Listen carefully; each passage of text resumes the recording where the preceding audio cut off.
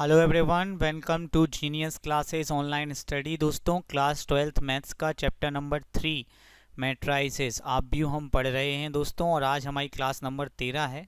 इसके पहले class number 12 में हमने पढ़ा था अज्ञात अवयव ज्ञात करना, और आज उसी को आगे बढ़ाते हुए हम दो अज्ञात अवयव ज्ञात करना सीखेंगे।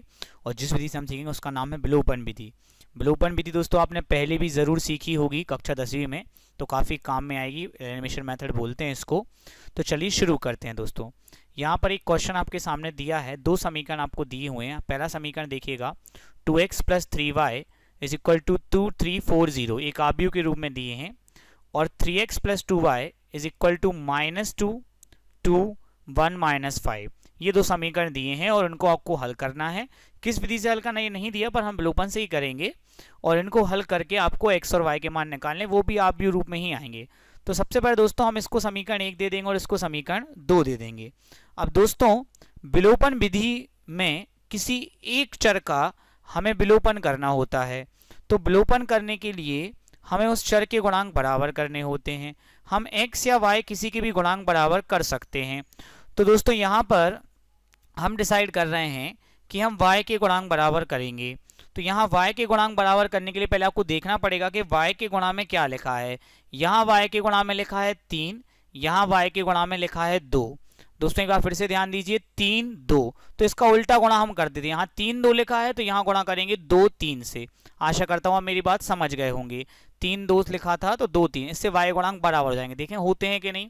सबसे पहले समीकरण 1 में हमें 2 का गुणा करना है, यहाँ लिखेंगे समीकरण 1 में 2 का गुणा करने पर गुणा करते हैं। यहाँ 2 का गुणा करेंगे, 2 दूनी 4x, 2 3 6y।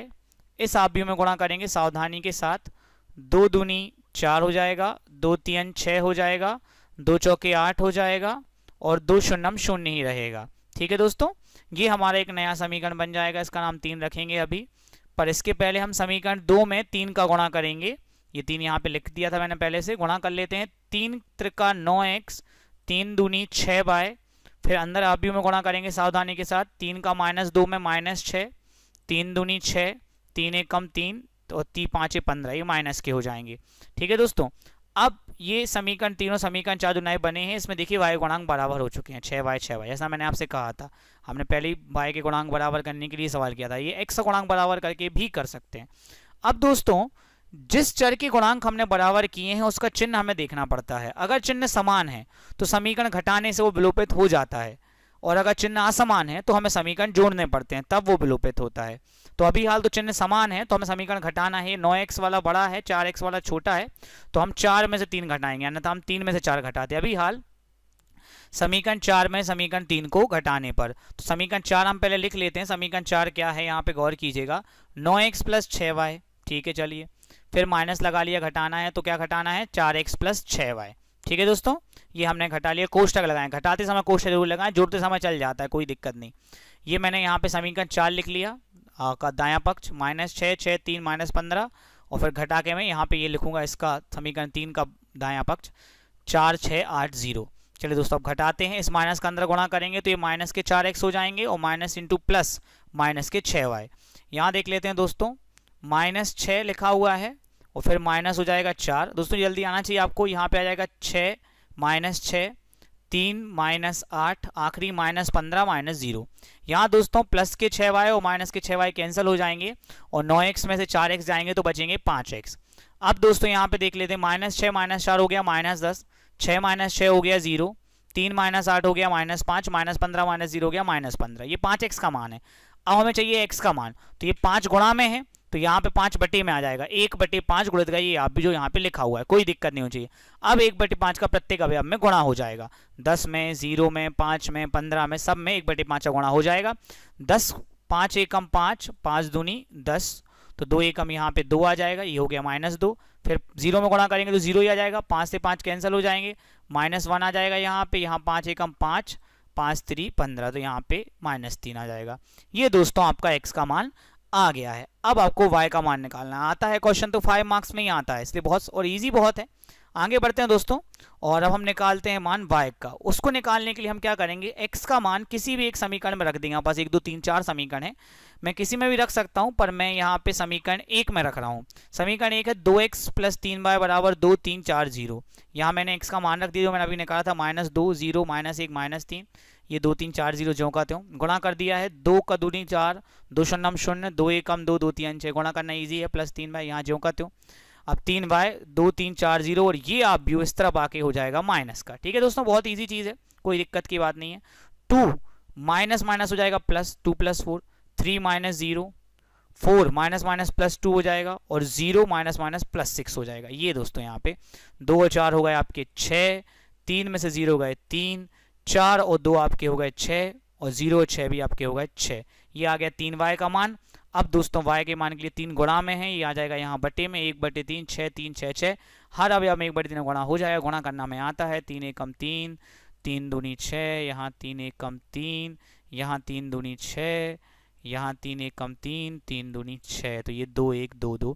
तो बिल्कुल टफ नहीं है दोस्तों, आप 1 2 बार करेंगे तो आपको आसानी से आ जाएगा। अभी क्वेश्चन मैं आपको प्रैक्टिस के लिए दे रहा हूँ, ये एनसीईआरटी एक्सरसाइज 3.2 का क्वेश्चन नंबर 7 का 2 है। ये क्वेश्चन जरूर कीजिएगा दोस्तों, बहुत महत्वपूर्ण क्वेश्चन है। वही समीकरण 2x + 3y और 3x + 2y, हो सके तो आप y की जगह x से गुणांक बराबर करने की कोशिश कीजिएगा, वरना कैसे भी करिए पर आंसर निकालिए। चलिए अगले क्वेश्चन पे चलते हैं। यहाँ पर दोस्तों आपको समीकरण दिए हुए हैं 2a - b 3 - 3 0 3 3 2, नेक्स्ट है a + 2b 4 1 5 -1 4 -4।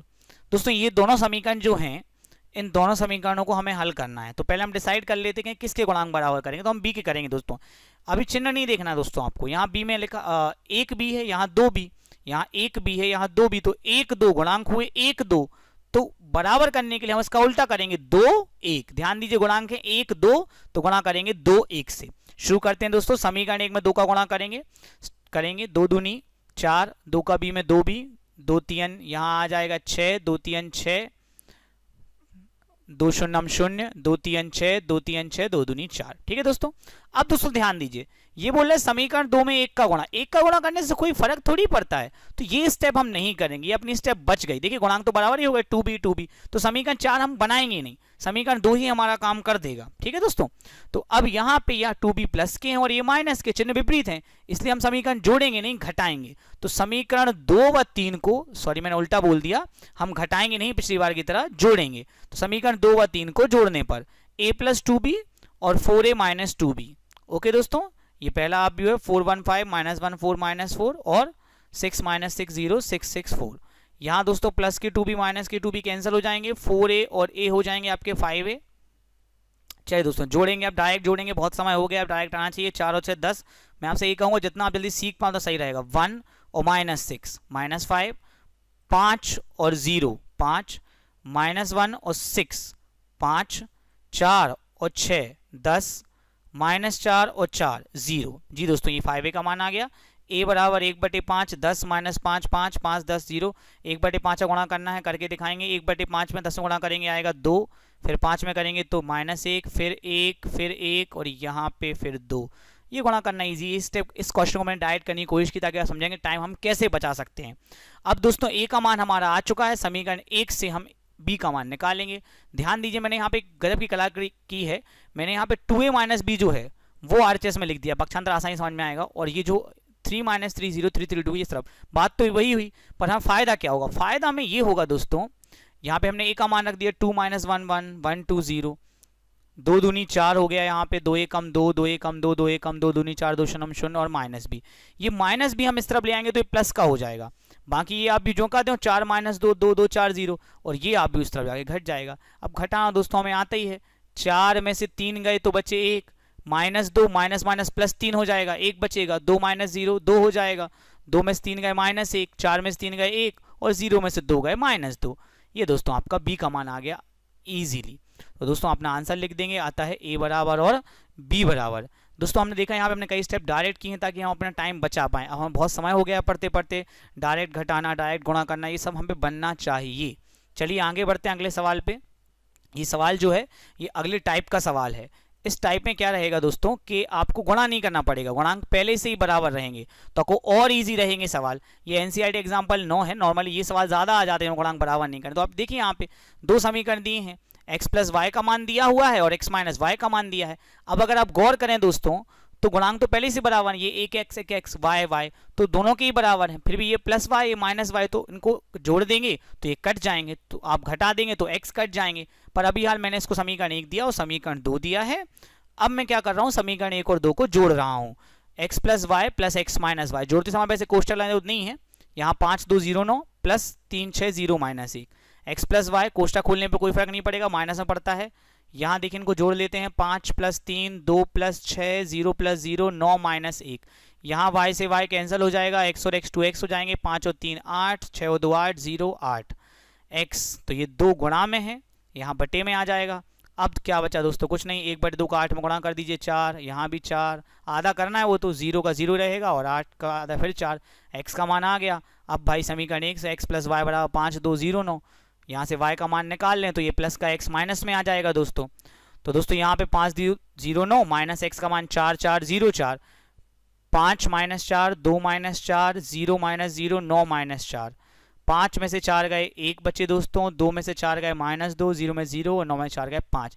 ये दोस्तों आपका y का मान भी आ गया, उत्तर आप लिख सकते हैं, आता है x बराबर और y बराबर। कितना इजी रहा दोस्तों, लेकिन आपको प्रैक्टिस करनी है दोस्तों। अगर आप प्रैक्टिस नहीं करेंगे, यहीं से स्लाइड पॉज की और पूरा सवाल कर लिया तो कोई फ़ायदा नहीं है। आप घर पे प्रैक्टिस कीजिए। प्रैक्टिस के लिए आपको 2 सवाल और दिए जा रहे हैं, एक एनसीईआरटी एक्सरसाइज का है और एक मैंने नवबोध की बुक से लिया हुआ है। ये दोनों क्वेश्चंस आपको अपने टेस्ट नोट्स में करने हैं। आशा करता हूँ दोस्तों आपको ये क्लास ज़रूर समझ में आई होगी। मिलते हैं आपसे अगली क्लास में और इसका असाइनमेंट आपको जल्दी व्हाट्सएप कर दिया जाएगा। Thank you.